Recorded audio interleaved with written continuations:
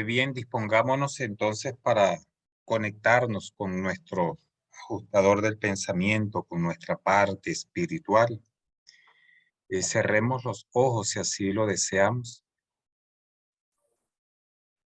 Divino Padre Universal, hoy te pedimos que ilumines nuestra mente para que podamos captar, comprender, asimilar y transmitir parte de tu revelación que oiremos, ¿no? También te vamos a pedir una ayuda muy especial de fortaleza para todos nosotros, especialmente cuando estemos en nuestros momentos críticos, en nuestros momentos de decaimiento. Fortalece nuestro ánimo, fortalece nuestra insistencia, nuestra constancia para que podamos seguir, mantener y practicar los principios de esta quinta revelación. Que así sea. Amén, Amén. amén, amén. Gracias. Amén, Jairito. Muchas gracias. Amén. Bueno, bienvenidos todos. Vamos a iniciar entonces. Amanda, ¿estás lista? Sí, señor. Con gusto. Dale.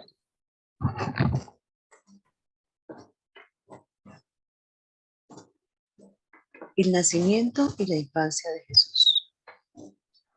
Sería casi imposible explicar plenamente las numerosas razones que llevaron a elegir Palestina como país para la donación de Miguel y en especial por qué exactamente se escogió a la familia de José y María como marco inmediato para la aparición de este Hijo de Dios en Urantia. Después de estudiar un informe especial sobre el estado de los mundos aislados, preparado por los Melquisedec con el asesoramiento de Gabriel, Miguel escogió finalmente Urantia como planeta para efectuar su última donación. Después de esta decisión, Gabriel visitó personalmente a Urantia y como resultado de su estudio de los grupos humanos y de su examen de las características espirituales, intelectuales, raciales y geográficas del mundo y de sus pueblos, decidió que los hebreos poseían aquellas ventajas relativas que justificaban su elección como raza para la donación.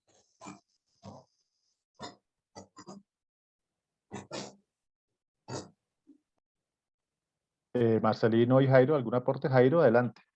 Ay, ok, sí. Gracias, sí. Bueno, como lo dice el revelador al comienzo del párrafo, fueron muchas las razones que se consideraron para elegir a Urantia, de entre los 37 planetas en total aislados, debido a la rebelión.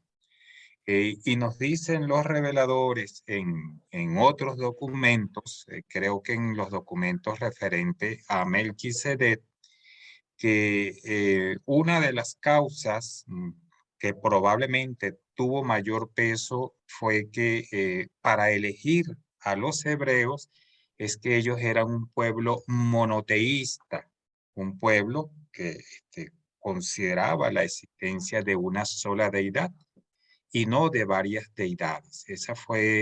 Pienso que ese fue un factor bastante decisivo en cuanto a la elección del pueblo hebreo como escenario para realizar allí la séptima donación de nuestro Creador encarnado. No sé qué más nos puede agregar Marce. Gracias, buenas noches. Sí, un gran abrazo para todos y para quienes no había saludado. Sí, sí, Jairo, coincidiendo, ese es uno de los factores fundamentales. No olvidemos que uno de los principales objetivos de Maquiventa fue tratar de preparar el camino para la venida del Hijo Creador, y tratar de unificar, pues, de alguna manera eso que se había perdido, que era la creencia de un Dios único. Sí, obsérvese lo siguiente, ¿no? No sé por qué ocurrió, pero en los 6 otorgamientos anteriores no se revela que Gabriel haya tomado posición, haya ido a investigar los medios ambientes donde se otorgó nuestro Creador encarnado. Sin embargo, sí lo hizo aquí en Urantia. Vino antes de la donación, vino cuando se le apareció a Elizabeth, creo que se llama la prima de María, vino cuando se le apareció a María, y creo que vino, no estoy muy seguro, en el monte donde nuestro Creador encarnado dio su último sermón, algo así, eso no lo recuerdo muy bien. Pero obsérvese eso, lo especial o tal vez lo delicado que resulta para un ser creado en el paraíso tomar la figura humana, a todos los riesgos que se somete.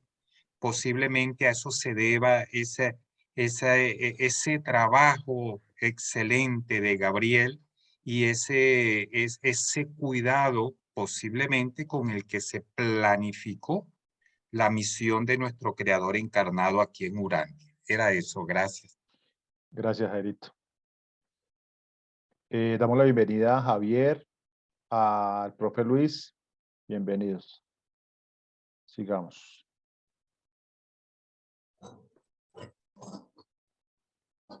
Adelante, vamos.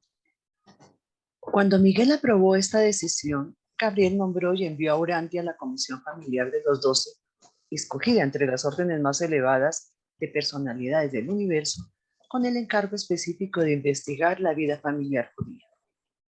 Cuando esta comisión finalizó su tarea, Gabriel se encontraba en Urantia y recibió el informe que designaba a 3 posibles parejas que, en opinión de la comisión, eran igualmente favorables como familias de donación para la encarnación que Miguel tenía en proyecto.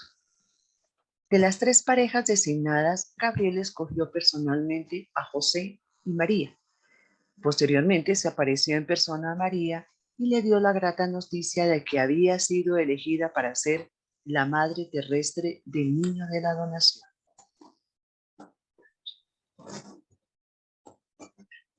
¿Algún aporte? Adelante, Jairito.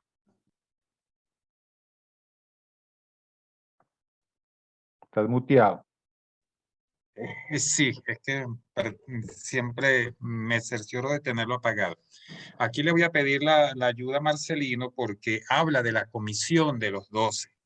Creo que esa comisión la mencionan los reveladores 1 o 2 veces en todo el libro. Por lo que yo tengo entendido, esta es una comisión de 12 personas que tuvieron experiencia en la crianza de los hijos y son quienes evalúan a aquellos mortales morontiales para determinar si realmente cumplieron con los requisitos de criar a un hijo en el planeta nativo, no solamente en Urantia, en todos los 1000 mundos a los que está destinado a contener un sistema local de mundos.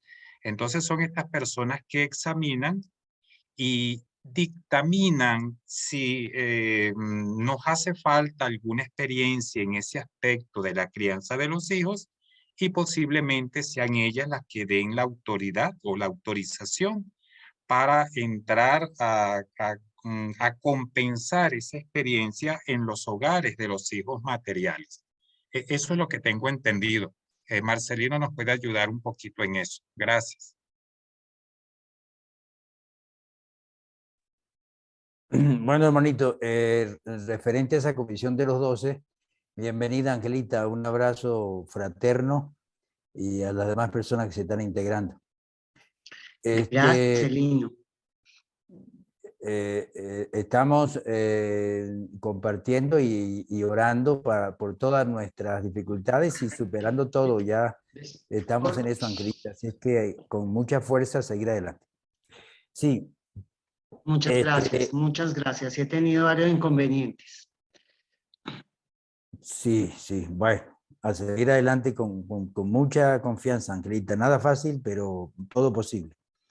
Bien, como se dice aquí, cuando comenta Jairo de la comisión de los 2, sí, hay una comisión que son familias que han logrado la crianza favorable y aceptada de 3 niños, 3 hijos hasta la pubertad.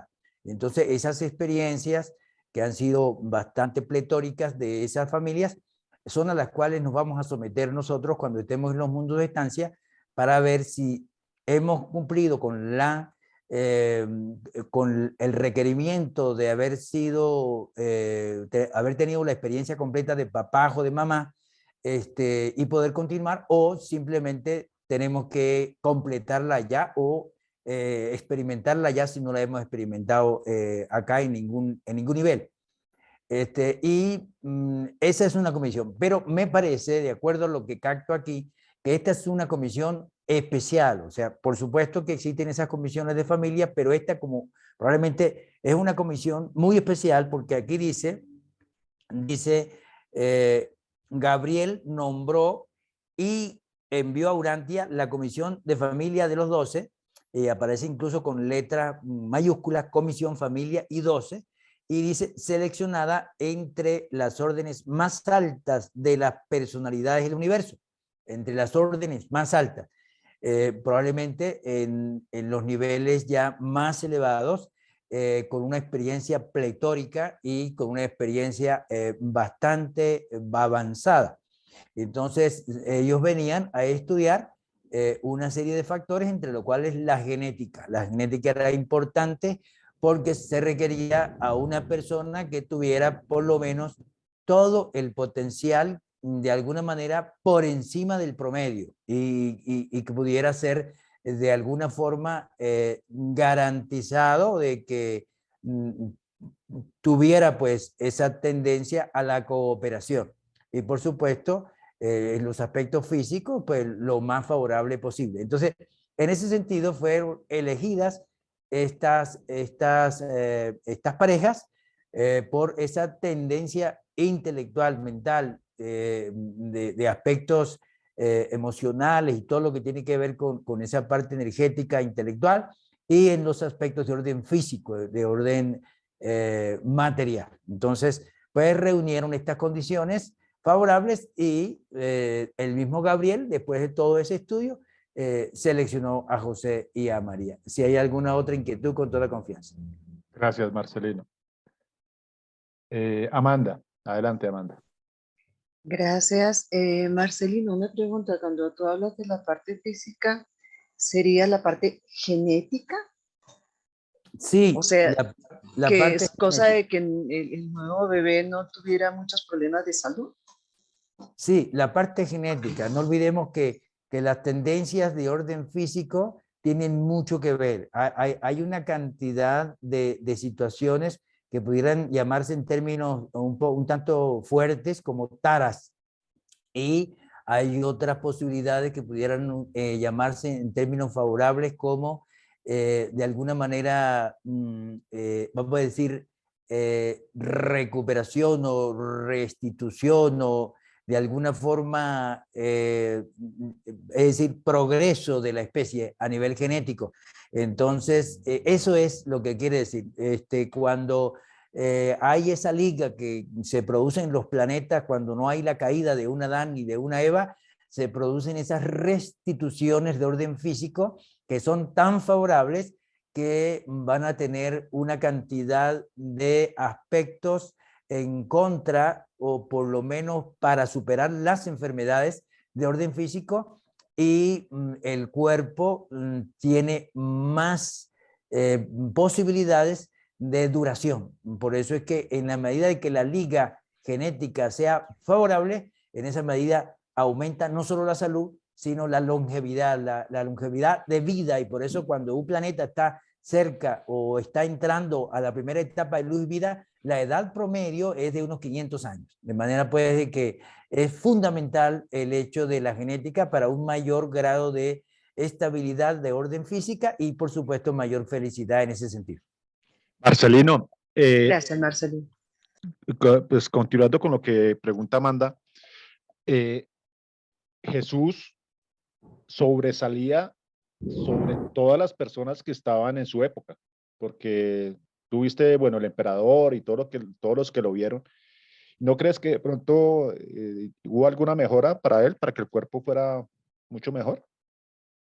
Bueno, no, él tuvo una, decir, una adquisición, o sea, una herencia en la tendencia intelectual y en la tendencia física favorable, favorable. No digamos extraordinariamente elevada, no, tampoco baja, no, por encima del promedio. Dicen los reveladores, por encima del promedio fue favorable. Pero además de eso, la cooperación de Jesús con el ajustador, la cooperación con esa energía del Espíritu Santo, la cooperación con Micael, la cooperación incluso con el serafín guardián y los seres que le rodeaban.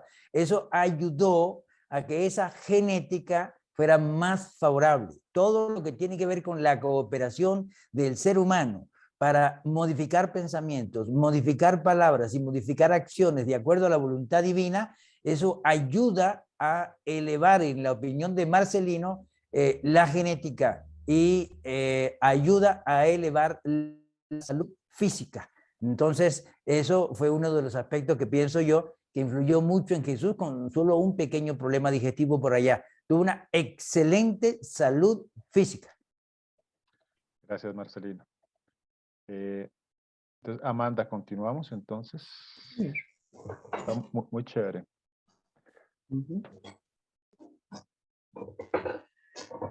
José, el padre humano de Jesús, Josué ben José, era un hebreo entre los hebreos, aunque poseía muchos rasgos raciales no judíos que de vez en cuando se habían añadido a su árbol genealógico a través de las líneas femeninas de sus progenitores. Los antepasados del padre de Jesús se remontaban a los tiempos de Abraham y por medio de este venerable patriarca, a linajes más antiguos que llegaban hasta los sumerios y los noditas y a través de las tribus meridionales del antiguo hombre azul hasta Andón y Font. David y Salomón no eran antecesores en línea directa de José, cuyo linaje tampoco se remontaba directamente hasta Adán. Los ascendientes próximos de José eran artesanos, constructores, carpinteros, albañiles y herreros. El mismo José era carpintero y más tarde fue contratista.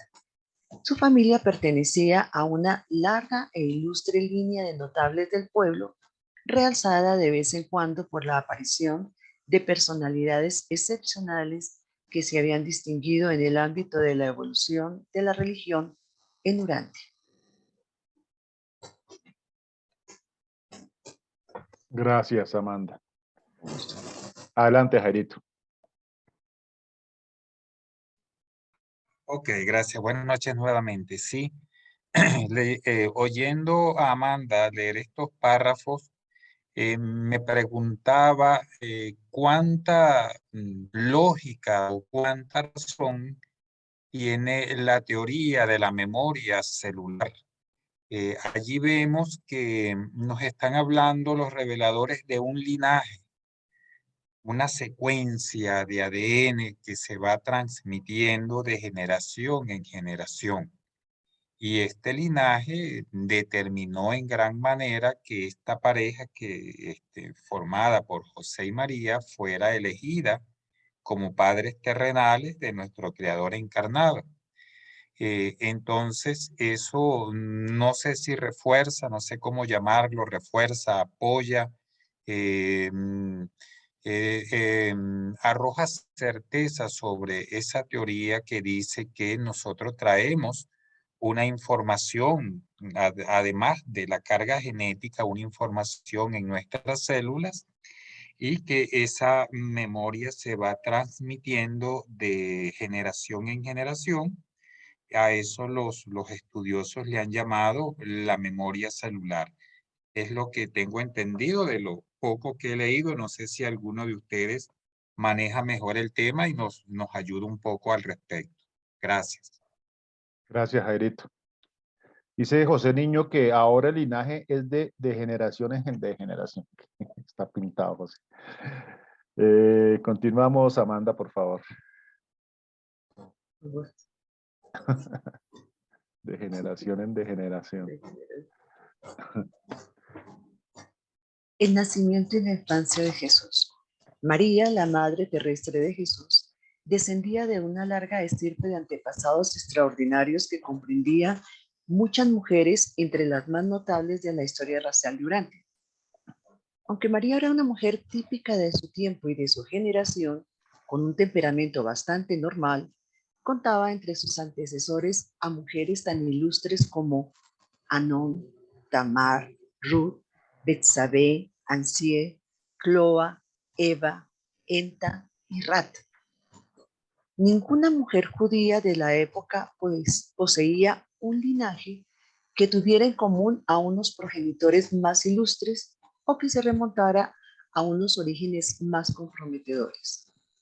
Los antepasados de María, como los de José, estaban caracterizados por el predominio de individuos fuertes pero corrientes, resaltando de vez en cuando numerosas personalidades sobresalientes en la marcha de la civilización y en la evolución progresiva de la religión. Gracias, Amanda. Marcelino, aquí yo te tengo una pregunta. Si los que hicieron el estudio de las generaciones de María y José pudieron mirar sus antepasados, nosotros cuando estemos allá en los mundos moronciales podemos también saber quiénes fueron nuestros antepasados. Sí, claro, existe esa posibilidad porque existen los archivos arcangélicos, los hermanos metafísicos llaman los archivos arcásicos. Sí hay, porque los archivos de los arcángeles tienen todo que ver con las personalidades. En el instante que una personalidad comienza a tener voluntad, o un ser humano comienza a tener voluntad, ya tiene una personalidad, ahí se archiva todo lo que de alguna manera vive esa personalidad hasta que deja de tener la voluntad, hasta que muere o deja de tener la voluntad. El libre albedrío pleno. Entonces, todos esos aspectos de las personalidades están archivados allí y muy probablemente pueden estar allí las informaciones de dónde están, de cómo están, y de momento no han resucitado, de momento están en otros niveles de mundos superiores. Y ahí podríamos, dentro de los, de los requerimientos, de las reglas o de los rigores, podríamos saber dónde están nuestros antepasados.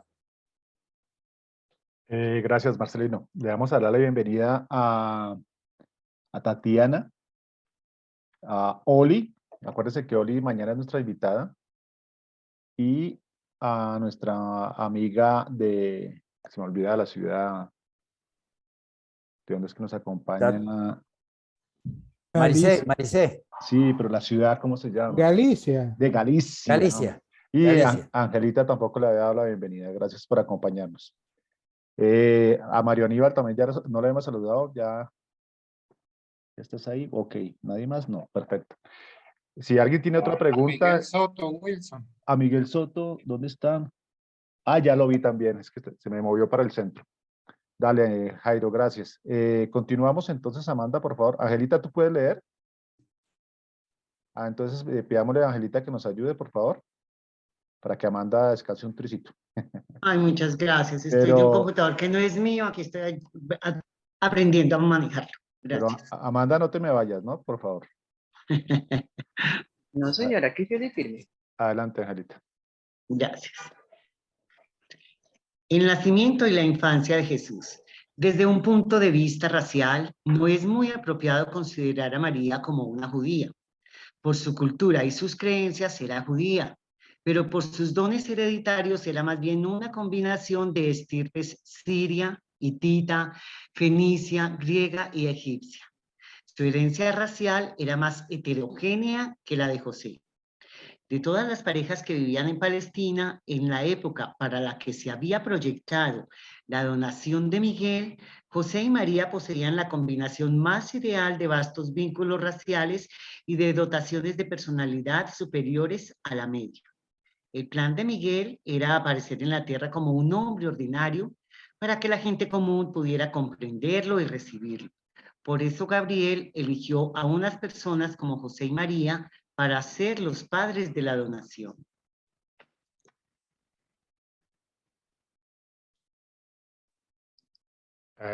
Jairito y Marcelino, ¿algo para agregar? Wilson, aquí Nélida pone una cosita en el chat, dice, aquí es importante saber de nuestros ancestros y con quiénes será la unión. Esto será para mejorar las razas y forma de pensamiento. ¿Será que Oli fue la que colocó eso? No, Nélida. Nélida, ¿quieres hablar de eso al respecto? Se nos perdió ahí. Ahí está. No, soy tímida. Ah. Bueno, Jairito te va a responder. Esa no te la creemos, esa no la creyó Sí. nadie. Ustedes lo hablan muy bien. Yo puse eso para aumentar algo más, pero eso tiene que ver con justamente cuando mamá y papá estábamos nosotros de novia y todo eso, nos preguntaban, bueno, ¿y quién es el chico? ¿Y quiénes son los padres? ¿Y de dónde provienen? Y ahora yo, después de leer el libro Urantia, me doy cuenta que eso es muy importante. Fíjense, para ir elevando las razas, no para irnos en retroceso. Porque una cosa es el amor carnal y otra cosa es querer que la civilización vaya en aumento y sea cada vez mejor. Eso es lo único que puedo decirles, ¿ya? No sé qué piensen ustedes, porque no es cuestión de físico ni de inteligencia, pero sí tiene mucho que ver. Yo sí me doy cuenta que eso tenía mucho que ver cuando mamá y papá nos preguntaban sobre la familia, quiénes son, pero no era por dinero, no era para ver si el chico era rico, si tenía problemas económicos o qué cosa. Ya uno después se da cuenta. Adelante, Jairo. Gracias, Nélida. Sí, vamos a aprovechar el comentario de Nélida. Sí, observen que de una manera eh, tal vez algo vedada, los reveladores nos dan a entender la importancia de la escogencia de nuestras parejas, bueno, las parejas de los futuros contrayentes, porque ya nosotros elegimos o nos eligieron. Todavía estamos en duda sobre eso.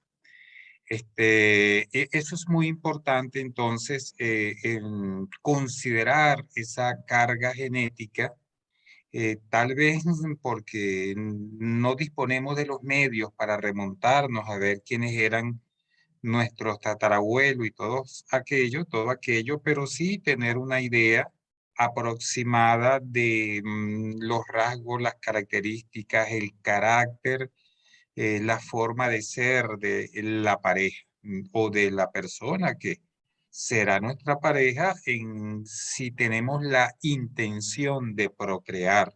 Cuando no se tiene la intención de procrear, pues probablemente estas consideraciones no sean tan trascendentes, pero sí para continuar la raza. En estos días estuve viendo un programa llamado La Familia Pequeña en televisión, y veía que la familia pequeña no tiene otro nombre, pero tiene que ver con personas que sufren de enanismo. Y veía que una pareja de ella ya tiene 2 o 3 hijos, algo así, y todos con enanismo. Y me preguntaba, bueno, ellos aceptaron esa realidad, pero si esas parejas se siguen procreando, pues van a ser más lento el progreso de las razas, la raza humana, porque esos son eh, limitaciones genéticas que con el tiempo, a través del proceso de la evolución, debemos ir solventando, para no utilizar un nombre que suene a nazismo o algo parecido. Gracias. Gracias, Jairo. Octavio, adelante. Buenas tardes, hermano. Bueno. Yo estoy de acuerdo con lo que dice el hermano Jairo y de hecho yo creo que muchos sabemos, pero yo en la práctica yo les preguntaría, ¿y eso cómo se hace? Porque normalmente nos damos cuenta de los problemas con los hijos ya que nos metimos en esa situación, pero antes no sé si hay estudios o hay un lugar donde, oye, déjame llevar a mi novia y que la revisen o que me revise a mí para ver si somos compatibles o no compatibles. O sea, en la práctica, así en la vida real, ¿cómo se puede hacer eso? Porque la verdad, nunca lo he sabido y sí sé que se comenta, pero en la práctica no sabría yo cómo hacer. Gracias. Y si también hay que tener dinero para eso, porque me imagino que eso cuesta. Y si la familia de la persona que te tocó no tienen ni padres, ni abuelos, ni hermanos, porque hay mucha gente que no, por ejemplo, yo en mi caso no conozco más hacia arriba que mi madre. Y mi padre pues tampoco. Entonces, ¿cómo se hará eso en la práctica? Gracias. Marcelino. Gracias por esos aportes y por esa pregunta, Octavio. Sí, los padres de uno, tal como comentaba Nelida, siempre le daban a entender a uno que la pareja debería de alguna manera estudiarse un poco, ¿no? Entonces, ¿qué recomiendo yo? ¿Qué recomiendo yo? Cada vez que yo comparto una charla y tengo la posibilidad de tocar esos aspectos que son muy importantes, lo hago, y lo hago sin titubeos, porque es fundamental esa, por lo menos esa orientación. Yo pues no conocí Urantia cuando elegí, no conocía la revelación, pero sí conocía la Biblia y además de eso otras tendencias. Ya llevaba algunos años en estos caminos y de alguna manera la recomendación es lo que uno pudo hacer en esa época, es darle un vistazo a los miembros de la familia inmediata de la pareja, sea a la novia o sea al novio, la familia inmediata. Ese vistazo, ese análisis es las tendencias de comportamiento, cómo son personas trabajadoras, honestas, que tienden a ser de alguna manera sanas o son personas que tienen algunos vicios, que tienen algunas tendencias no sanas. Los hermanos, las hermanas de la novia, el padre, la madre del novio, de la novia, etc. Entonces, dar ese vistazo y también con respecto a la salud. Por ejemplo, alguien cercano se casó con una persona que era sana, pero tenía hermanos con situaciones de epilepsia y otras debilidades, y pues eso influyó en algunas de estas tendencias desfavorables para tener algunos inconvenientes con sus hijos. Entonces, ese vistazo a los miembros inmediatos es bastante favorable y oportuno, tal como comentó Jairo, cuando se vaya a procrear. Si no se va a procrear, pues no hay mayores inconvenientes, pero la procreación es muy importante, estudiar por lo menos la familia inmediata de la persona con la que se va a procrear. Gracias, Marcelino. Aquí, hermano. Yo quería a Octavio contarle que sí hay estudios genéticos para las personas que tienen los niños in vitro. Aquí en Colombia, por ejemplo, hay clínicas muy buenas en ese aspecto, y lo que hacen es que los espermatozoides y los óvulos los mandan a Estados Unidos, hacen estudios genéticos sacando lo mejor de lo mejor, especialmente para personas que son mayores, que cuando tienen hijos que ya después de los 30 y muchos años, ya la eficacia o la eficiencia del esperma y de los óvulos bajan. Entonces mandan eso a Estados Unidos y escogen genéticamente los mejores y los regresan acá y hacen la inseminación in vitro. Y pues están seguros de que los niños no vienen con enfermedades y esas cosas, pero sí lo hay, y es bastante costoso. Bueno, sigamos con Angelita, sigamos compartir pantalla. Gracias.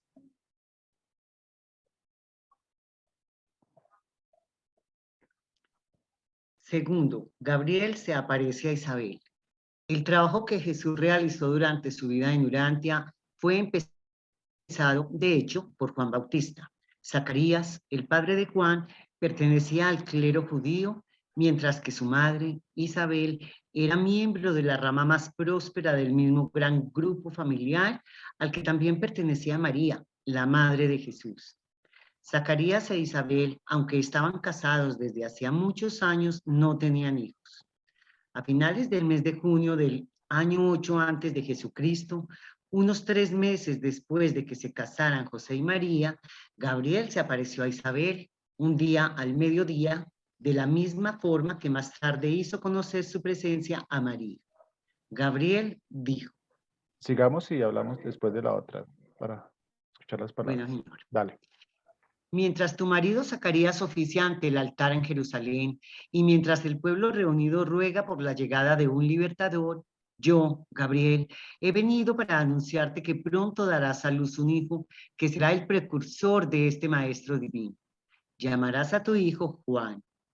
Crecerá consagrado al Señor tu Dios, y cuando llegue a la madurez, alegrará tu corazón porque llevará muchas almas hacia Dios y proclamará también la venida del sanador de almas de tu pueblo y libertador espiritual de toda la humanidad.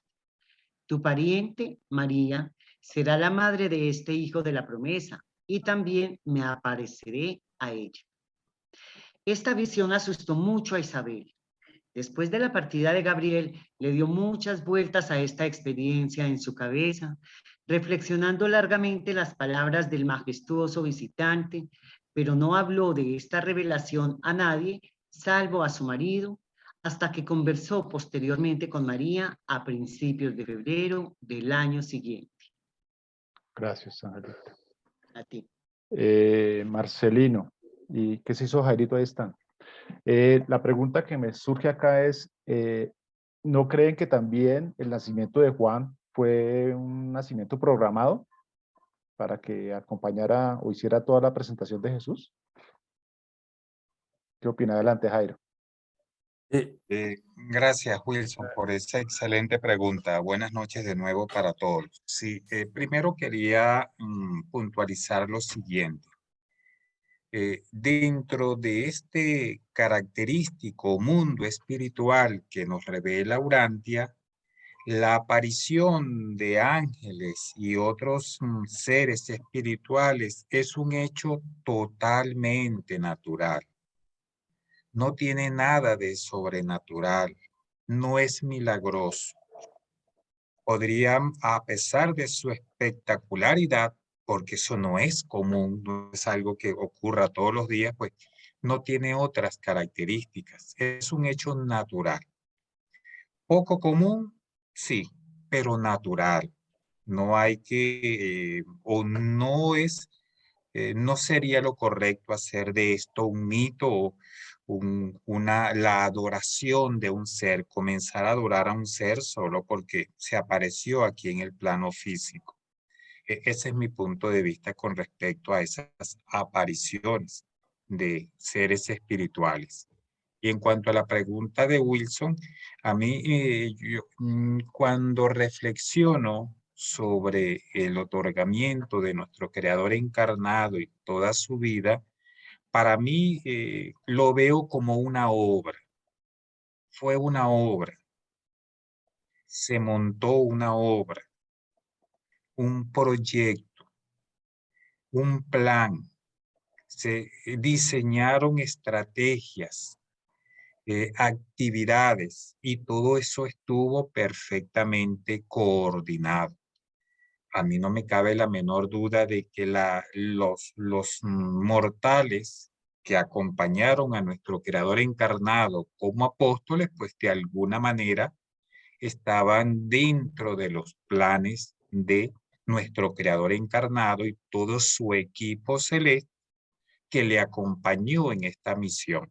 Para mí todo eso estuvo calculado y magistralmente coordinado. Todos los acontecimientos, claro, respetando aquellos que dependían del libre albedrío de cada quien, como la traición de Judas, por ejemplo. Eso no me parece que haya estado planificado. Eso nació del libre albedrío de este hermano que, bueno, desvió su camino. Es lo que pienso al respecto. Gracias. Gracias, Jairito. Adelante, Marcelino. Octavio, ¿tienes preguntas o se te quedó la mano arriba?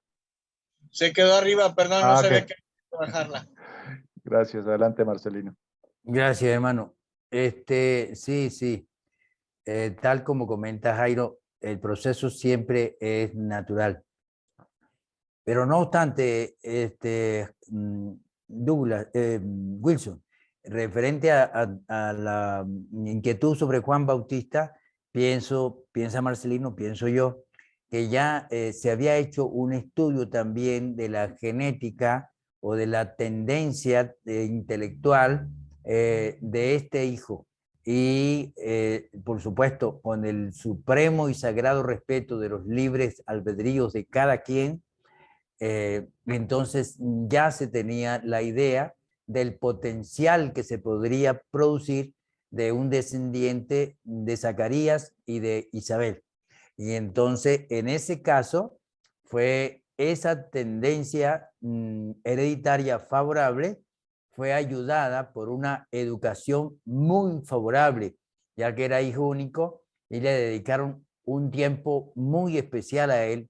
Y ese tiempo dedicado a Juan fue adicionalmente ayudado por la cooperación de Juan. Esa cooperación de Juan, de su yo interno en forma perseverante, hizo que se lograra lo que de alguna forma se tenía previsto o se tenía pues en los planes, porque Juan definitivamente, con todas las tendencias de la época, que de alguna manera era lo que se había logrado hasta ese nivel en la mente de Juan, fue muy certero y fue muy firme en el reconocimiento y en la proclamación y en la preparación de ese acontecimiento extraordinario, como la aparición de este Hijo del Universo en Jesús de Nazaret, de manera muy, pero muy especial. Y tuvo mucho que ver con la preparación de sus discípulos. No olvidemos que la mayoría, si no todos los discípulos, probablemente casi todos, ya tenían una capacitación a través de toda esta predicación de Juan el Bautista. Gracias, Marcelino. Ricardo, adelante. Gracias, buenas noches. Para Jairo y Marcelino, ¿por qué cuando se habla de estos seres solo se resalta lo intelectual, lo genético, lo emocional? ¿Por qué no lo espiritual? ¿Qué pasa con lo espiritual de estos, de María, de José, de Elizabeth? Porque según yo tengo entendido, y no ha habido otra época hasta la fecha con una carga espiritual como en la época en que nació Jesús, según lo dice el libro, ¿verdad? Es lo que yo he leído, ¿verdad? Pero tengo esa inquietud ahí con los hermanos. Lo que ocurre, estimado Ricardo, es que lo espiritual se inicia precisamente con la primera decisión moral, que es la que comienza a formar el alma, que es la que hace posible la llegada del ajustador. De manera que una persona, estimado Ricardo, y gracias por esa interesantísima pregunta, una persona que tenga carga genética desfavorable, que tenga una tendencia intelectual desfavorable, esa persona que comienza a cooperar con el ajustador para formar alma, si se dispone, pudiera tener niveles espirituales por la disposición humilde y cooperativa mucho mayores que una persona de tendencia genética favorable, de tendencia intelectual favorable, que no coopere. Lo espiritual tiene que ver con la cooperación. Por supuesto, las tendencias intelectuales, las tendencias físicas favorables ayudan cuando hay cooperación. No olvidemos que una persona con un intelecto, con herencias intelectuales elevadas, pudiera utilizar esa elevación para el mal, pudiera identificarse con el mal. y es un gran peligro. Por esa razón, en cuanto a lo espiritual, la decisión fundamental, aun cuando no hayan tendencias favorables, es esa cooperación extraordinaria, y por eso fue que Jesús comentó: los primeros serán los últimos y los últimos serán los primeros.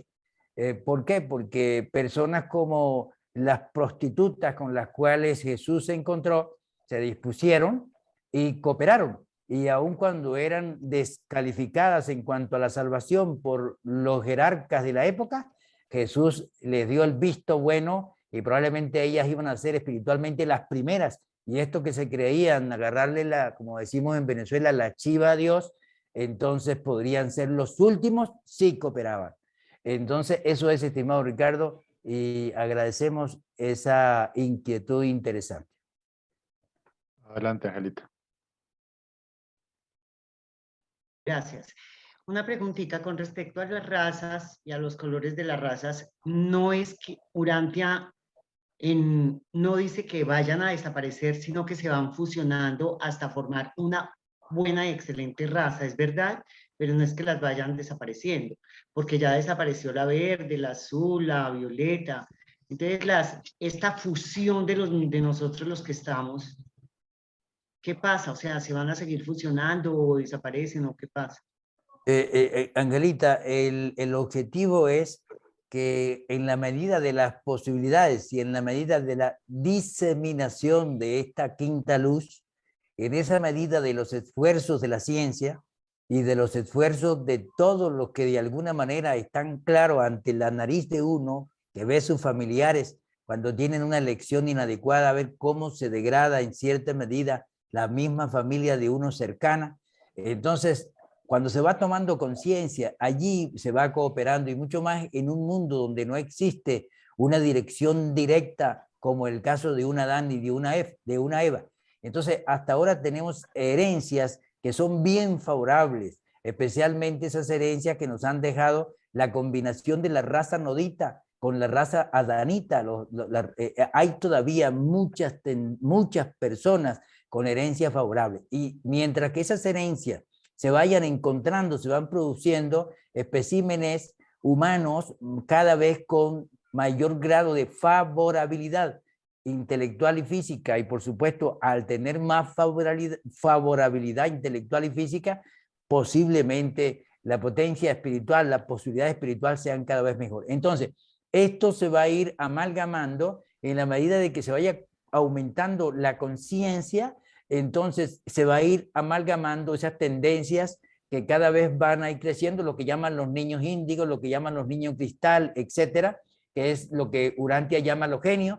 Y entonces todo eso va a ir cooperando para una amalgama de razas, donde finalmente no va a haber una raza identificada, sino la amalgama, y esa amalgama va a llegar a niveles bastante avanzados. De manera pues que cuando los reveladores hablan de controlar, no quiere decir mandar a matar a ningún ser, para que la gente esté clara, simplemente tratar de alguna manera promover la no procreación entre las tendencias no favorables.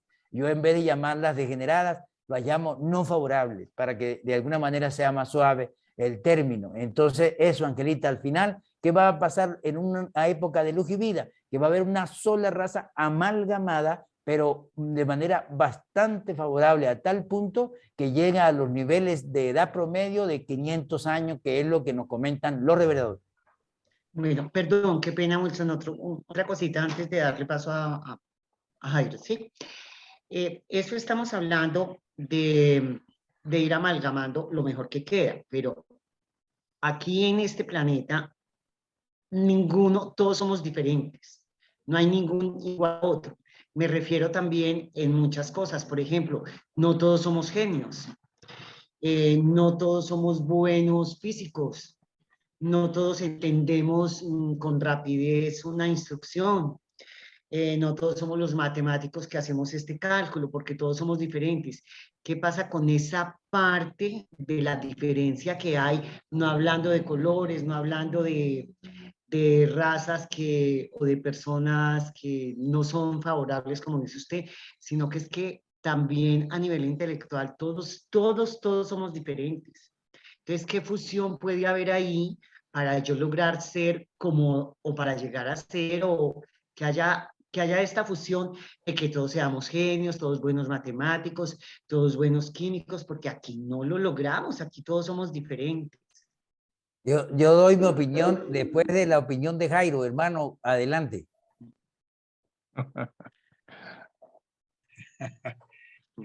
Buenas noches nuevamente. Estuvo bien eso, Marce. Bien. Observemos lo siguiente. Nos dicen los reveladores, nos dan a entender los reveladores, lo dice Bill Sadler en el estudio del universo maestro, que el proceso evolutivo se rige bajo dos principios. El principio de concentración y el principio de diversificación. Y eso rige para muchos procesos. ¿Qué quiere decir esto? Y ellos lo aplican en cuanto a las razas. Al principio, las razas están separadas. Ese es el principio de dispersión. Pero con el tiempo, a través de los factores del clima, las glaciaciones, los terremotos y todo aquello, las diferentes tribus se van encontrando y se van uniendo. Ese es el principio de convergencia. Esto mismo ocurrirá con las razas. Las razas no están llamadas a que desaparezcan. Aquí desaparecieron por libre voluntad de quienes se encargaron de eso. Pero no es el objetivo que desaparezcan, sino, como nos decía Marcelino, que se unan y de lo mejor de ellas entonces salga esa raza amalgamada que se espera que esté presente para cuando el planeta ingrese a luz y vida. Hay otra cosa. Aquellos hechos que estaban programados y que no se pudieron lograr por la razón que sea, nos dicen los reveladores que se tendrán que cumplir dentro del proceso evolutivo de cada planeta. Por ejemplo, en este momento, Urantia debería estar regido por los hijos materiales y el príncipe planetario, cada uno en una parte del mundo, y haber una interrelación, una comunicación entre estas dos grandes sedes espirituales, y nosotros tendríamos la cultura, la cultura científica y espiritual debió estar más evolucionada. Fracasó la misión edénica, se nos reveló el príncipe planetario, y eso fracasó, pero este gobierno espiritual en algún momento de nuestra evolución tendrá que aparecerá. Tenemos que pasar por allí. Entonces, lo que la revolución truncó de alguna manera, será solventado, será compensado por la evolución. En cuanto a la pregunta de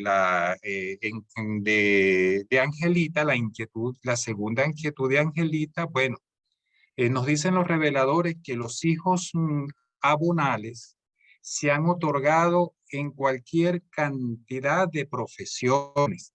Nuestro creador encarnado fue carpintero, pero habrá algunos hijos abunales que durante su donación fueron maestros, o fueron pasteleros, o abogados, o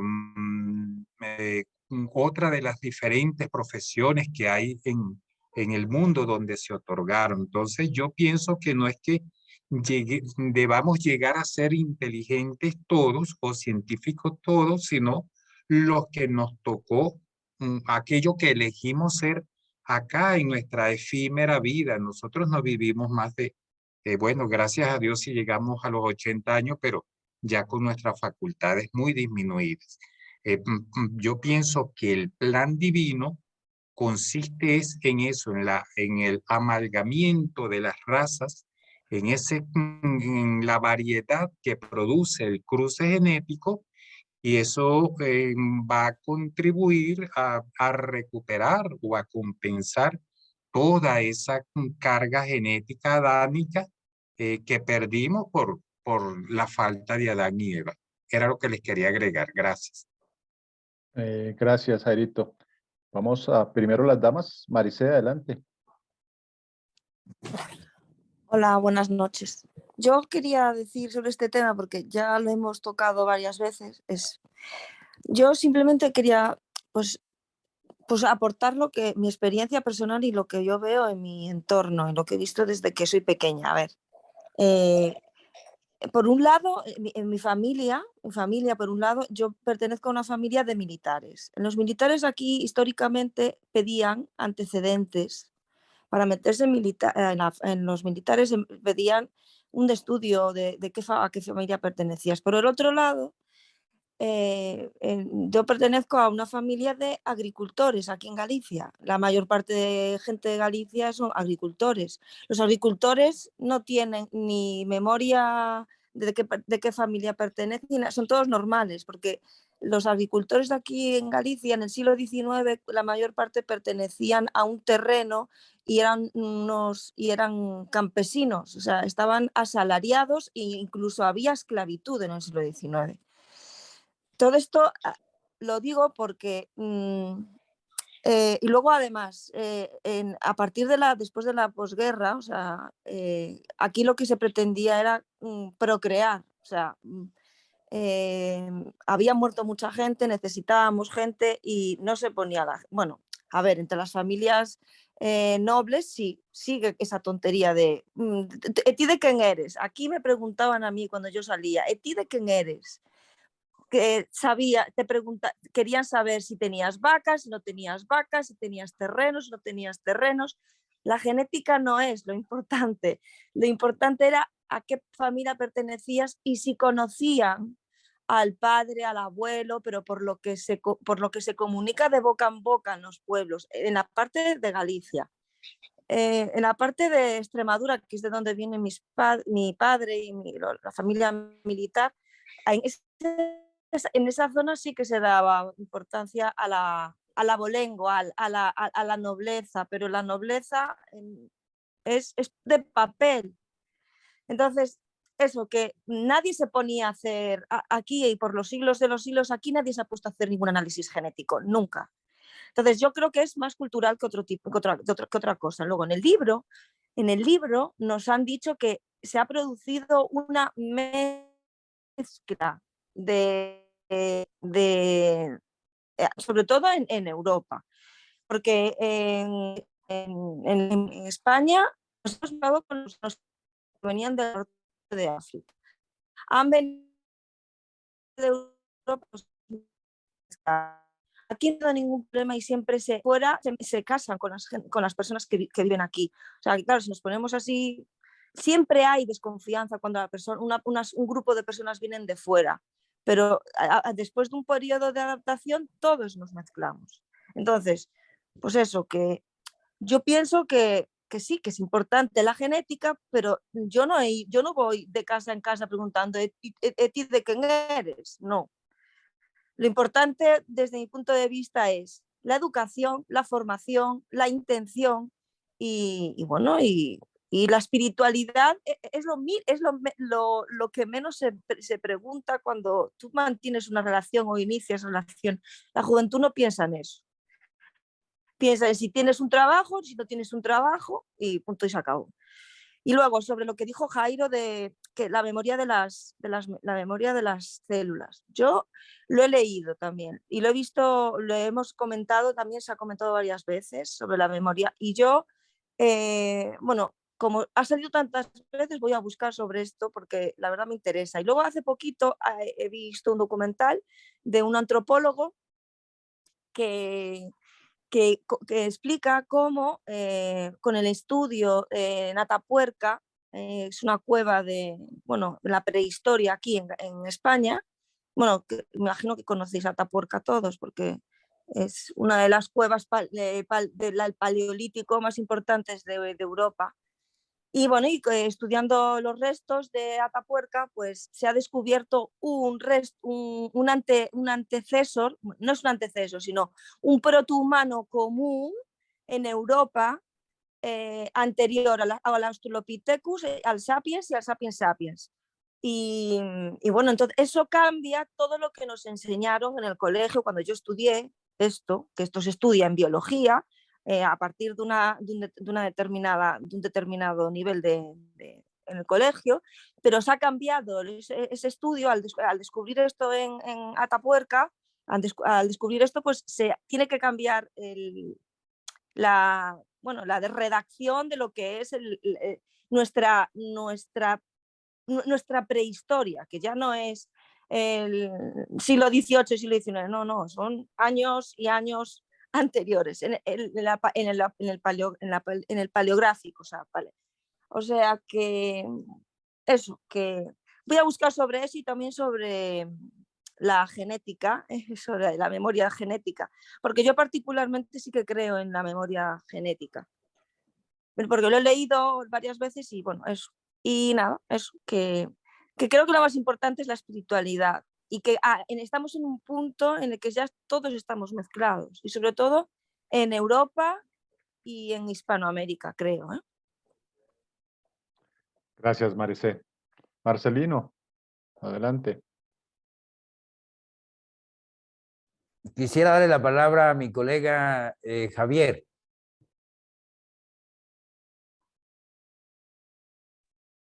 Gracias, gracias. Muy buenas noches y muy cariñosos saludos a todos.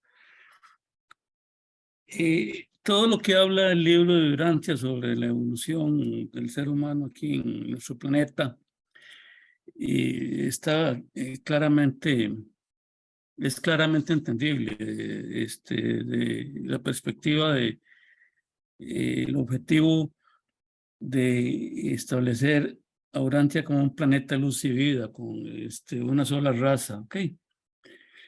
Eso se entiende a la claridad y no, en el marco teórico no hay discusión. Sin embargo, a veces uno se pone a reflexionar la situación real del planeta en términos de la lucha de poderes, la guerra, la violencia que históricamente ha tenido el planeta, aunado al desarrollo científico, genético y a la lucha de poder, ¿ok? Ese es el escenario que hoy en día muestra el planeta y que está orientándose hacia la genética. El ser humano tiene importante desarrollo científico en esa materia, en ese campo genético. Y también hay grupos malintencionados que quieren destruir una parte de la humanidad, como lo vimos el año pasado y antepasado con la pseudopandemia. Desde ese marco de análisis es posible, es viable que el ser humano pueda afectar la evolución de la humanidad y la desaparición de las razas humanas, ¿ok? De hecho, ya hay proyectos a nivel mundial de las fuerzas del mal para despoblar continentes enteros, por ejemplo, África. Y por ahí se dice que América Latina también, que es un cuello de botella para el desarrollo económico, los intereses políticos de ese grupo de poder. Ok. Entonces yo les pregunto a ustedes, de darse esa situación, ¿qué va a pasar con el desarrollo fiel de la humanidad de cara a lo que está planeado y que indica el libro de Urantia, ¿ok? De llegar al planeta a una perfección de humanidad de una sola raza en términos de luz, planeta, luz y vida. Esas acciones del ser humano, me imagino que están también amparadas por las fuerzas del mal, Caligastia. Van a destruir esas metas que el reino de los cielos tiene previsto para la humanidad. ¿Qué opinan al respecto? Gracias.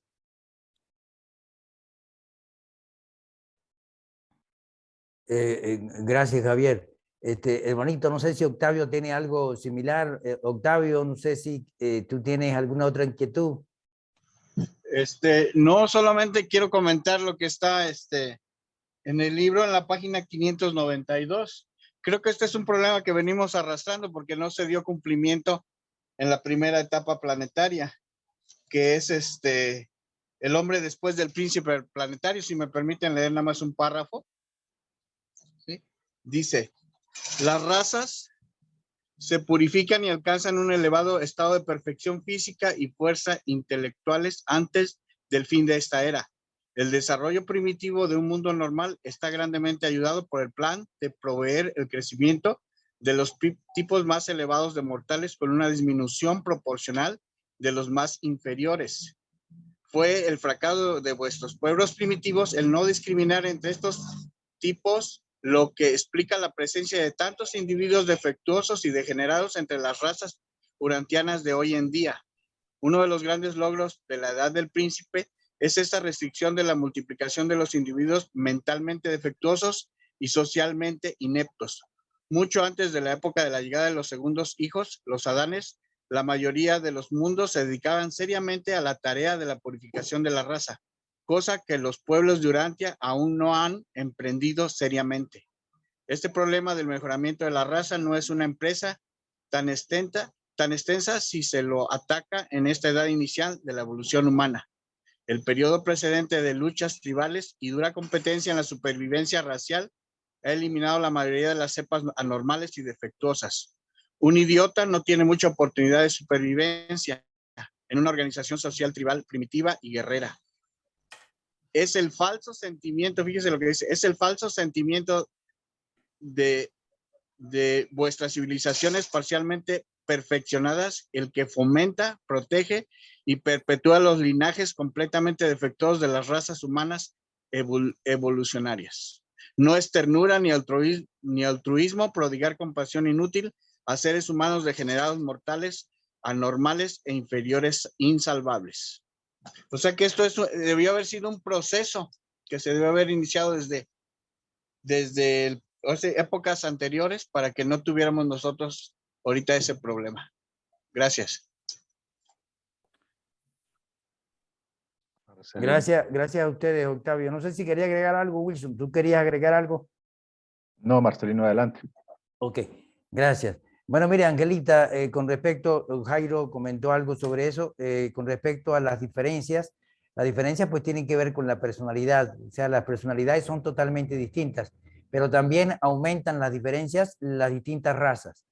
Y ellos dicen que todo tipo de diferencias siempre es muy conveniente en un planeta, producto de que no solamente ayuda a los puntos de vista divergentes que de alguna forma cooperan, sino que permiten ejercer las virtudes de la tolerancia, la paciencia, el perdón por las diferencias. Entonces, eso ayuda y por eso las distintas razas y por eso indiscutiblemente las distintas diferencias debido a la personalidad individual.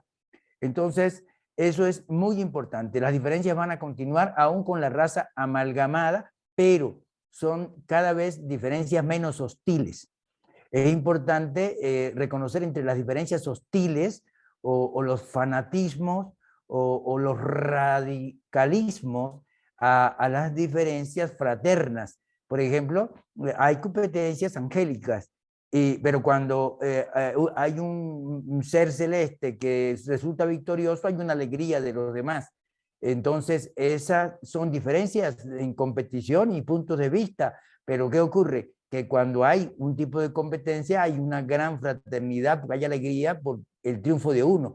Eso debería ser en un mundo como este, elevado en luz y vida, cada vez más fraterno, aún con esas diferencias presentes, menos hostiles. O sea, las diferencias se hacen y siguen, pero menos hostiles, más fraternas cada vez.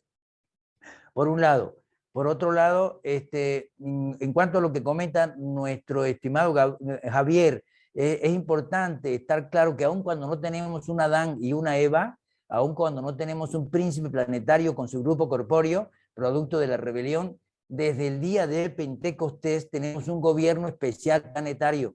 No olvidemos ese gobierno seráfico especial planetario, que está dirigido por un gobernador general que tiene de alguna manera origen en Urantia, una personalidad urantiana destacada, o también un ser celestial que ha hecho un trabajo sumamente especial en Urantia.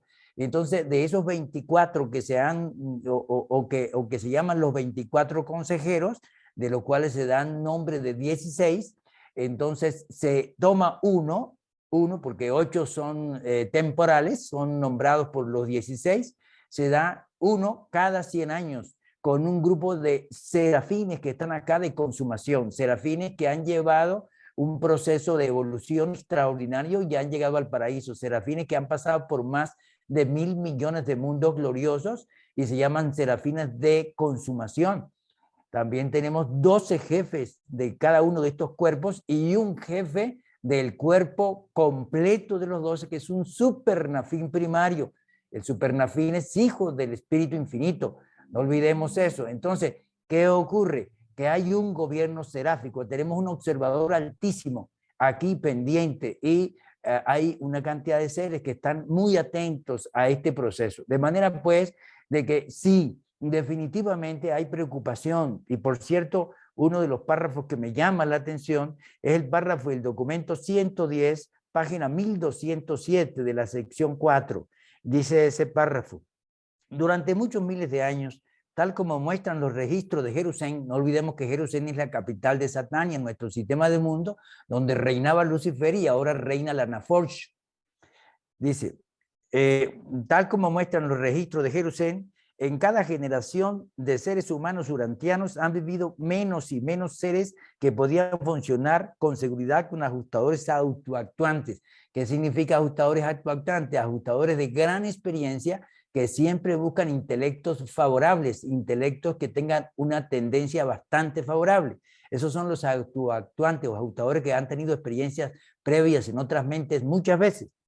Continúa diciendo el revelador: este es un cuadro alarmante y las personalidades supervisoras de Satania, nuestro sistema de mundo, consideran con favor la propuesta de algunos de vuestros supervisores planetarios más inmediatos que preconizan la inauguración de medidas diseñadas para fomentar y conservar los tipos espirituales más elevados de las razas urantianas. Esto de vuestros supervisores planetarios tienen que ver con ese gobierno seráfico planetario. Ese gobierno seráfico planetario no puede obligar a nadie, pero sí puede utilizar el libre albedrío, es decir, puede de alguna manera, dependiendo de esa voluntad humana, utilizar ese cuerpo de reservistas del destino planetario. Hasta el año 34 habían 962 hombres y mujeres miembros del cuerpo de reserva del destino planetario, la mayoría inconscientes. Dicen que desde el día de Pentecostés fue el nivel más bajo en Urantia, pero fue creciendo con el derramamiento del Espíritu de la Verdad hasta llegar a 962, que eran los que habían en todo el planeta en el año 34. Es alrededor de 1000 seres, ellos están metidos en las Naciones Unidas, en los distintos lugares, así como en los barrios, en las comunidades también humildes, para ver cómo estimulan a cada uno de estos grupos, de estas organizaciones. Inclusive dentro de esos 12 cuerpos de ángeles están los ángeles de la política, que son los de la vida nacional y de las distintas tendencias, ángeles de la salud, ángeles que tienen que ver con la educación, ángeles que tienen que ver con todo lo que es la ciencia y todo lo que es el futuro, todo lo que tiene que ver con los proyectos. Entonces, ellos están muy pendientes, de manera de que ellos nos asisten y no se va a producir, estimado Javier, esa situación preocupante de que nuestra raza vaya a correr peligro. Indiscutiblemente que ellos no pueden detener las guerras, porque las guerras y todo tipo de cuestión de mala intención tiene mucho que ver con el libre albedrío indiscutiblemente con esa tendencia no favorable de cada uno de estos líderes que pudieran elegir aquello que es egoísta, y eso pues puede ayudar a retrocesos, pero en la evolución es un mandato producto de que ya se ha estudiado y se observa muchos líderes también con la disposición de cooperar.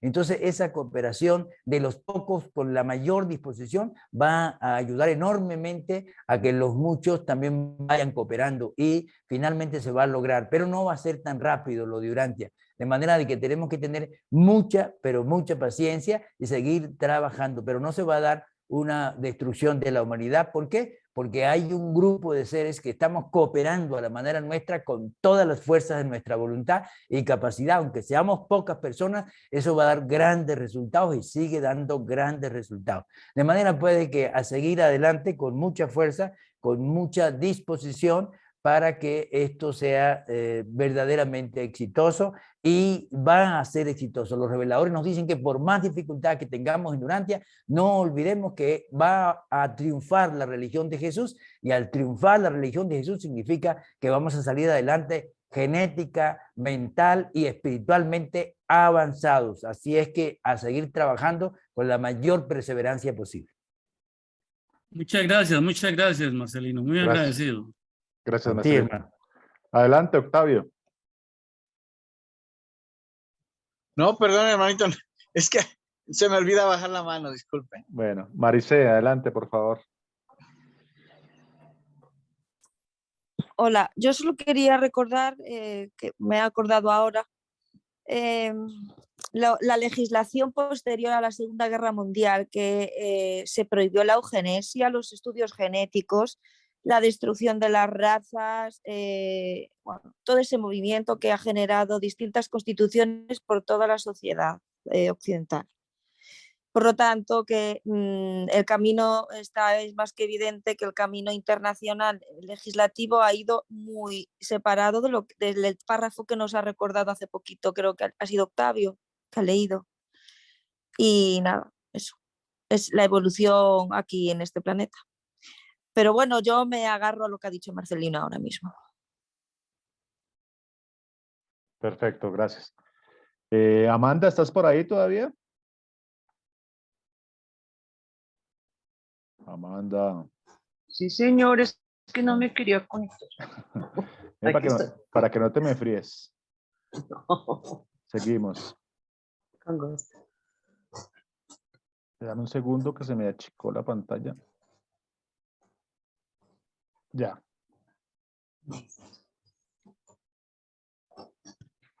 Sin embargo, Isabel guardó durante 5 meses su secreto, incluso a su marido.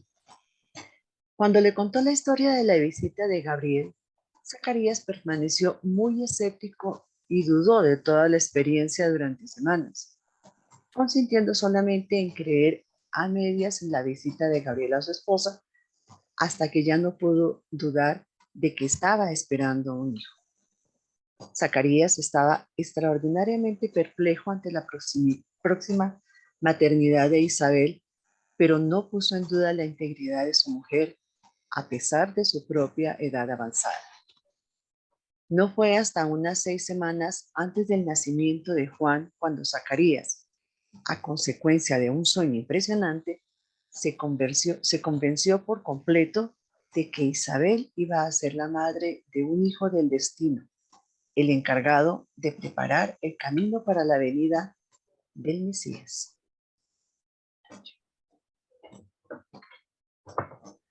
Gabriel se apareció a María hacia mediados de noviembre del año 8 antes de Jesucristo, mientras ella estaba trabajando en su casa en Nazaret.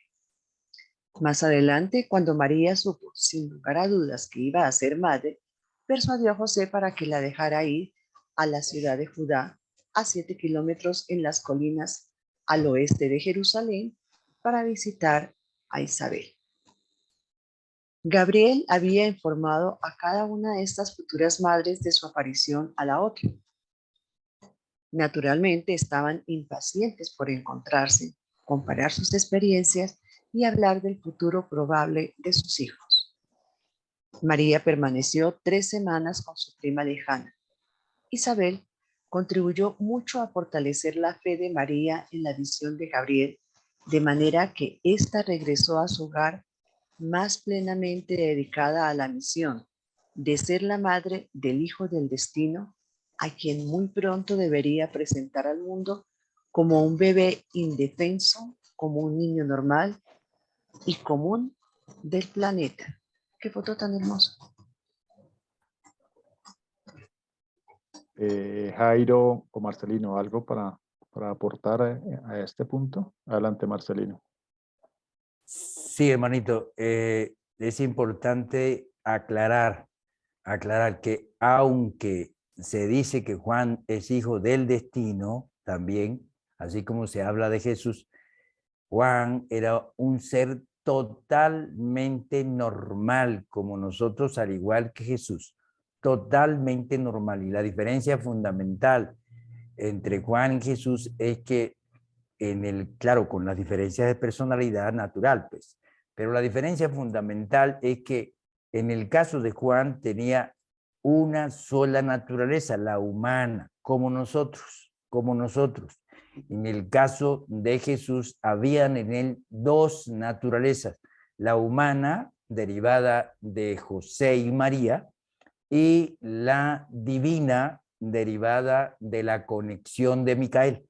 Entonces, esa es la diferencia. De manera que en el caso de Jesús, se podría decir que es un ser humano exactamente como nosotros, de origen animal como nosotros, por la conexión de José y María para su alumbramiento, pero esa naturaleza de hijo creador estaba en él, lo cual no se tiene ningún antecedente y probablemente no va a haber ninguna otra, algo similar en el planeta, producto de que ni siquiera en todo Nevado, un producto que fue el único caso de un creador, en el caso de Micael, encarnado en una criatura. Entonces, esa es la diferencia principal, en mi opinión, entre Juan siendo hijo del destino y Jesús también siendo hijo del destino. Gracias, Marcelino. Jairito. Gracias, Wilson. Buenas noches nuevamente. Sí, era para agregar un detalle, y es que hubo 2 anunciaciones. Realmente no fue una anunciación, fueron 2. La anunciación a Elizabeth y la anunciación a María. Normalmente la iconografía, es decir, las pinturas, nos presentan a un José mayor, pero quien realmente era mayor era Zacarías. José era un muchacho joven para la época. Eso muy poco lo retratan las imágenes que nos venden los artistas sacros. Entonces, el libro de Urantia nos plantea realmente la verdadera edad que tenía Jesús y que tenía Zacarías para el momento en que fueron concebidos sus hijos. Y nos indica, nos da a conocer, pues, que fueron 2 anunciaciones, una Isabel y otra María.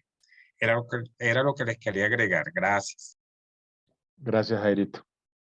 Para el conocimiento de quienes no, como no se leyó, José tenía 21 años cuando se casó con María.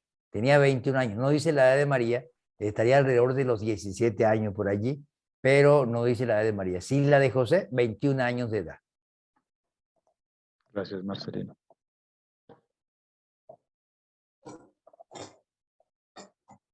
Adelante, Amanda. Juan nació en la ciudad de Judá el 25 de marzo del año 7 antes de Jesucristo. Zacarías e Isabel sintieron una gran alegría con la llegada de su hijo, como Gabriel había prometido. Al 8º día, cuando presentaron al niño para la circuncisión, lo llamaron oficialmente Juan, como se les había ordenado anteriormente. Un sobrino de Zacarías ya había partido para Nazaret, llevando el mensaje de Isabel a María de que su hijo había nacido y que se llamaría Juan. Desde la más tierna infancia de Juan, sus padres le inculcaron juiciosamente la idea de que cuando creciera se convertiría en un dirigente espiritual y en un instructor religioso. Y el corazón de Juan siempre fue un terreno favorable donde sembrar estas semillas sugerentes. Incluso siendo niño, se le encontraba con frecuencia en el templo durante los periodos de servicio de su padre y estaba profundamente impresionado con el significado de todo lo que veía. A Jesús le decían el Nazareno, a Juan, ¿cómo le decían? Adelante, Jairito. Gracias. Era las últimas líneas del segundo párrafo nos dan a entender la profunda influencia que ejercen los ajustadores dentro de nuestras inclinaciones espirituales. Observemos como siendo un niño, no dice qué edad, probablemente ya habría recibido su ajustador, pero ya sentía una profunda conexión con la religión, con Dios, con su ser interior. Estaba profundamente identificado y esto indudablemente que le fortaleció para el cumplimiento de su misión. Él era el anunciador. En algunas escuelas filosóficas, al anunciador del profeta le llaman avatara. En otras escuelas, al profeta le llaman avatara. Pero él fue el anunciador y de la secta, del grupo filosófico al cual él pertenecía, los esenios. En la actualidad no sé cómo estén funcionando, pero hace muchos años las escuelas agnósticas conservaban algunos principios de esos antiguos esenios.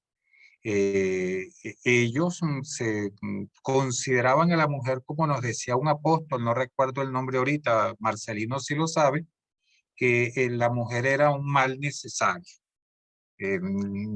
Por alguna razón. Entonces ellos sacaban, desvaloraban la mujer, posiblemente debido a esas inclinaciones de ese apóstol, tengo dudas de su nombre, posiblemente por eso se excluyó a las monjas, a las mujeres en los rituales cristianos.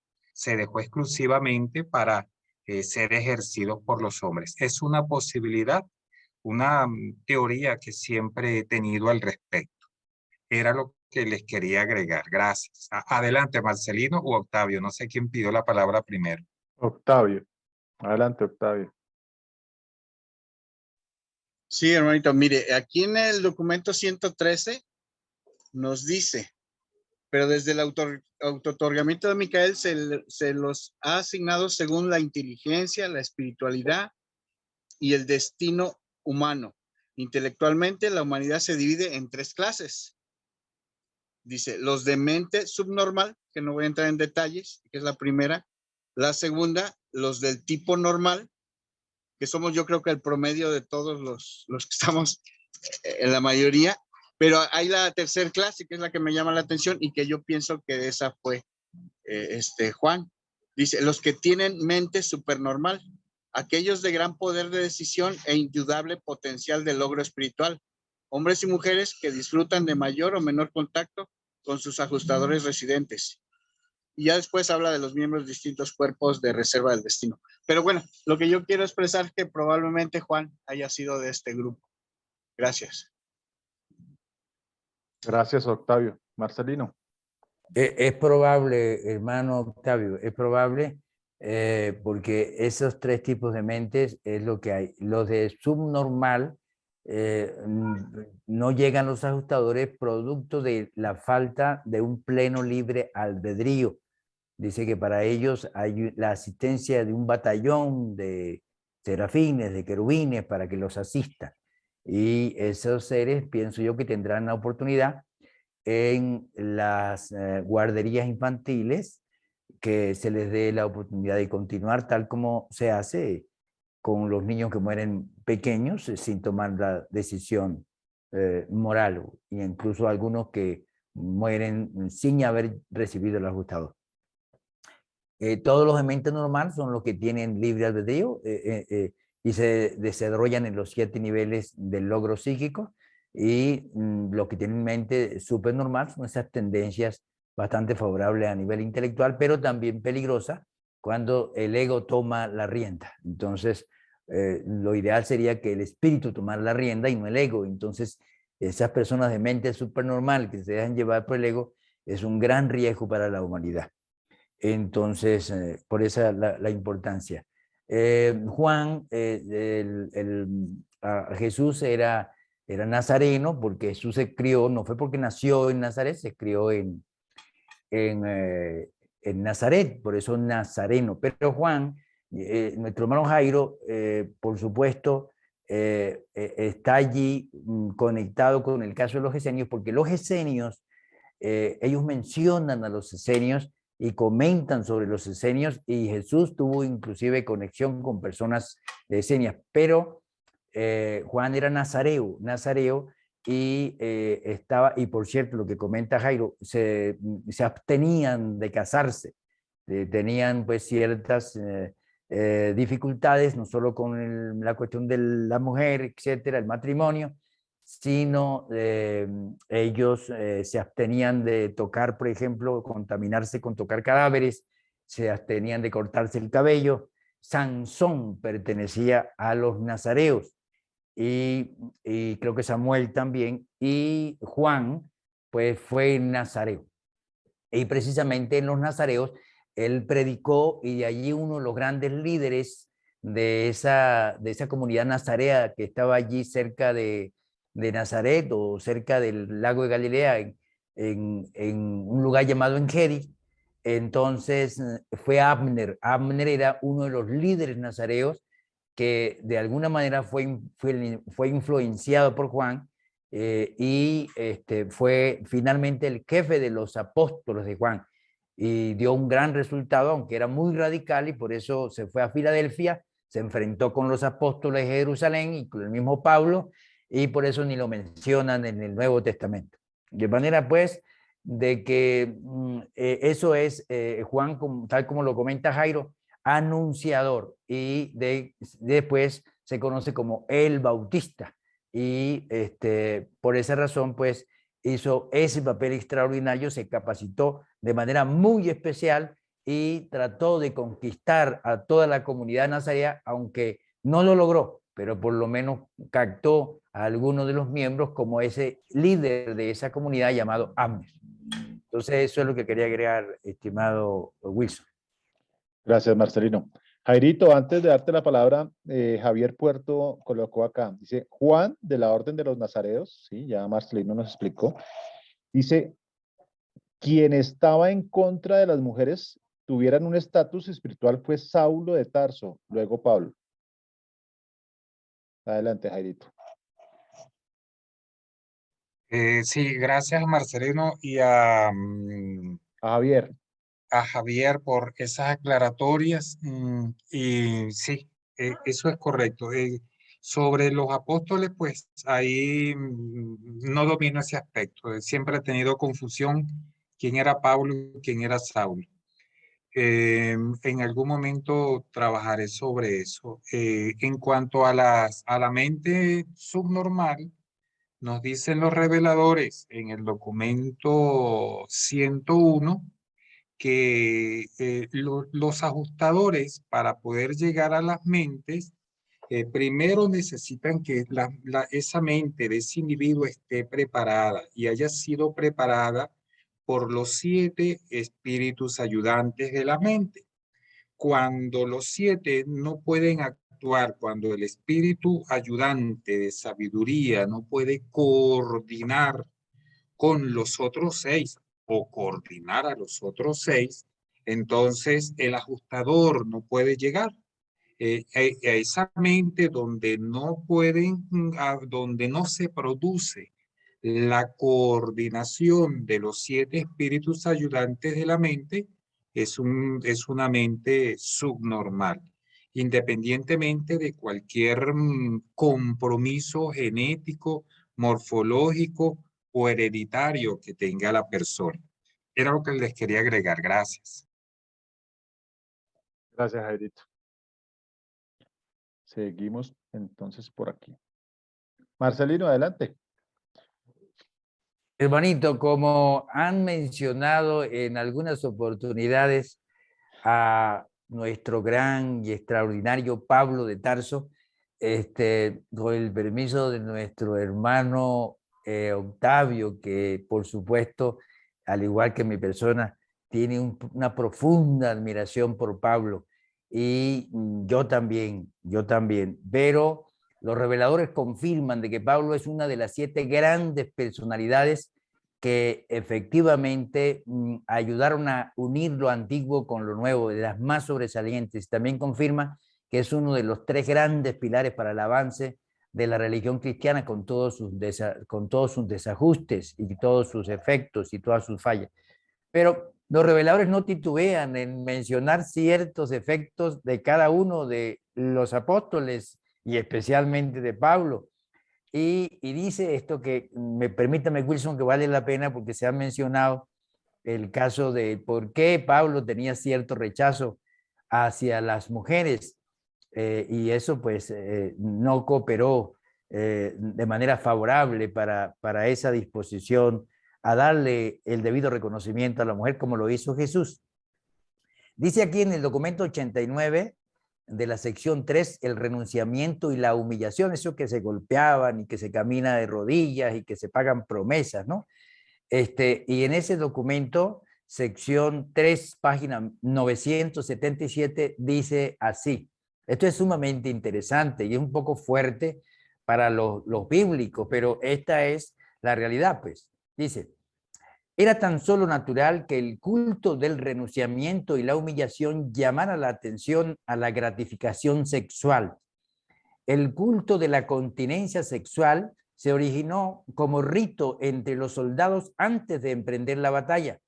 En épocas posteriores se tornó este culto en la práctica de los santos. Aparece santos entre comillas, es decir, como decimos en Venezuela, santurrones. Sigo leyendo. Este culto toleraba el matrimonio tan solo como un mal menor que la fornicación. Es la única parte donde aparece la palabra fornicación en las 2097 páginas del libro. Sigo leyendo. Muchas de las grandes religiones mundiales han sido influenciadas adversamente o negativamente por este culto antiguo de la continencia sexual, pero ninguno fue influido como el cristianismo. El apóstol Pablo era devoto de este culto de la continencia y sus opiniones personales se reflejan en las enseñanzas que introdujo en la teología cristiana. No menciona aquí a cuál de las cartas, pero esta es la primera carta a los Corintios. Dice, comillas, bueno le sería al hombre no tocar mujer. Quisiera más bien que todos los hombres fuesen como yo. Digo pues a los solteros y a las viudas que bueno les fuese quedarse como yo. Cierre comillas. Pablo bien sabía que estas enseñanzas no eran parte del Evangelio de Jesús, cosa que queda demostrada en su declaración, comillas, mas esto os digo por vía de concesión, no por mandamiento, o sea, opinión propia de Pablo. Continúo. Pero este culto condujo a Pablo a despreciar a las mujeres. Es una pena que todas las opiniones de Pablo personales hayan influido tan prolongadamente sobre las enseñanzas de una gran religión mundial como el cristianismo. Si se hubiera tomado literalmente y obedecido universalmente los consejos de este maestro y fabricante de tiendas, la raza humana habría llegado a un fin ignominioso y repentino. Además, la participación en una religión del culto de la continencia conduce directamente a la guerra contra el matrimonio y el hogar, que es la verdadera piedra angular de la sociedad y la institución básica del progreso humano. No es de sorprender que todas estas creencias fomentaran la formación de sacerdocios célibes en muchas religiones de muchos pueblos, especialmente en la católica. Y el pedacito final del otro párrafo, que es fundamental también, muy pequeño, dice: algún día el ser humano debería aprender a gozar de la libertad sin licencia, de la alimentación sin glotonería y del placer sin libertinaje. El autocontrol es una mejor política humana para reglamentar la conducta que la autonegación extrema. Tampoco enseñó Jesús jamás estas opiniones irrazonables, repito, irrazonables a sus seguidores. Quería compartir eso, producto de que se mencionó varias veces lo del rechazo hacia el matrimonio y a las mujeres. Gracias, Marcelino. Octavio, adelante. Sí, tiene razón el hermano Marcelino. No, es que yo quiero pensar que el apóstol Pablo, pues como había crecido a los pies, había estudiado a los pies de Gamaliel, que era uno de los maestros más destacados de la religión judía, tenía él todavía arraigadas muchas enseñanzas. Una de ellas era eso. Y de alguna manera pienso yo que aunque sí enseñó muchas cosas buenas, también era fanático de otras, y entonces su vida como humano pues tenía ambas tendencias. Gracias. Gracias, Octavio. Bueno, vamos a hacer la última y terminamos acá. Dale, Amanda, terminamos aquí en esta. La anunciación de Gabriela María. Cierta tarde, al ponerse el sol, antes de que José hubiera regresado al hogar, Gabriel se apareció a María al lado de una mesa baja de piedra. Después de que ella recobrara la serenidad, le dijo: vengo por orden de aquel que es mi maestro, a quien tú amarás y alimentarás. A ti, María, te traigo gratas noticias al anunciarte que tu concepción está ordenada por el cielo y que cuando llegue el momento serás la madre de un hijo. Lo llamarás Josué, y él inaugurará el reino de los cielos en la tierra y entre los hombres. No menciones esto a nadie, salvo a José y a Isabel, tu pariente, a quien también me he aparecido y que pronto dará igualmente a luz un hijo cuyo nombre será Juan. Preparará el camino para el mensaje de liberación que tu hijo proclamará con gran fuerza y profunda convicción a los hombres. No dudes de mi palabra, María, pues este hogar ha sido elegido como morada humana del Hijo del Destino. Mi bendición te acompaña, el poder de los Altísimos te fortalecerá y el Señor de toda la tierra te protegerá. Amén. Bueno, ¿alguien va a aportar algo para este final? Quedamos en ese fragmento para que nos acordemos la otra semana. No sé si Marcelino, Jairo, adelante, Jairo. Sí, gracias, Wilson. Buenas noches nuevamente. Sí, observen que continuando con el punto de vista de que todo esto estaba preparado, todo el escenario se preparó para el otorgamiento de nuestro Creador encarnado en Jesús de Nazaret, Gabriel allí le habla a María, aunque indudablemente ella en ese momento no lo entendería, le habla de los altísimos. De alguna manera, los altísimos tuvieron que ver con el otorgamiento de nuestro Creador encarnado, ¿no? Eso nos los hace suponer esa expresión que está allí. Y el Señor de toda la tierra te fortalecerá. ¿Quién será el Señor de toda la tierra? Podríamos pensar que es nuestro Creador encarnado, y que esa es una expresión alegórica para indicar que esos seres espirituales que están bajo la orden de nuestro Creador encarnado, pues se encargarían de fortalecer a María en aquellos momentos de decepción. Recordemos que ella se decepcionó mucho porque ella pensaba que el hijo de promesa era un liberador político, no un liberador espiritual. Entonces, esa expresión, el Señor de la tierra, pues pienso que se refiere a eso, al cuerpo de asistencia de nuestro Creador encarnado. Y en algunas escuelas filosóficas, donde se habla de Melquisedec como el gobernante de la tierra, algunos le llaman el genio de la tierra, en esas escuelas se piensa que cuando se habla del Señor de la tierra se está refiriendo a ese Melquisedec histórico que estuvo en Salem. Era lo que les quería agregar. Gracias. Gracias, Jairito. Marcelino, ¿por qué no diría Gabriel, vengo de parte de mi padre? Y en vez de eso dijo que vengo en parte, vuelvo para leerlo correctamente. Dice, vengo por orden de aquel que es mi maestro, a quien tú amarás y alimentarás. ¿Por qué no diría, vengo de parte de mi padre? Probablemente para que María, en su acostumbrada cultura, pudiera tener más receptividad, probablemente, porque iba a hacer hincapié, ese maestro iba a hacer hincapié en el padre. Entonces Gabriel prudentemente, nunca había comentado algo sobre eso, Wilson, pero es muy interesante la inquietud, porque como para no, de alguna manera,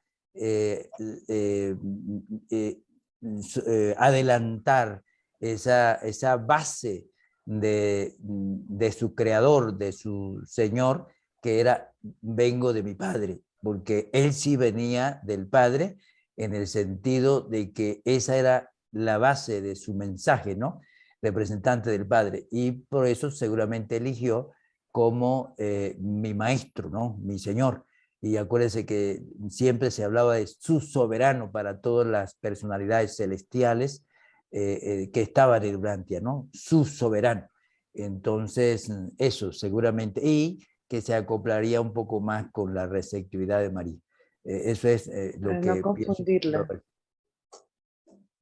Amanda, ¿no le escuché, Amanda? Para no confundirla. Es posible, para que haya menos confusión en María. Bueno, muchas gracias a todos por acompañarnos. Nos esperamos mañana. Mañana la ponente es Oli y su compañera Olga. Liliana. Liliana. Liliana. Eso, Liliana. Entonces, mañana los esperamos a igual, horas 6 de la tarde, hora Colombia, 8 de la noche, hora Argentina, Chile. Y pues les agradecemos su compañía. Quedamos hasta mañana todos pendientes. Muchas gracias a todos. Gracias, Bueno, yo también me bendecida quiero noche. despedir y agradecerles Gracias. a todos Buenas por la noches. paciencia que han tenido conmigo. Mil y mil gracias. He tenido pues muchos contratiempos, pero trataré de mejorar todo. Saldrás Gracias por adelante, esta noche. Angelita. Gracias. Amén.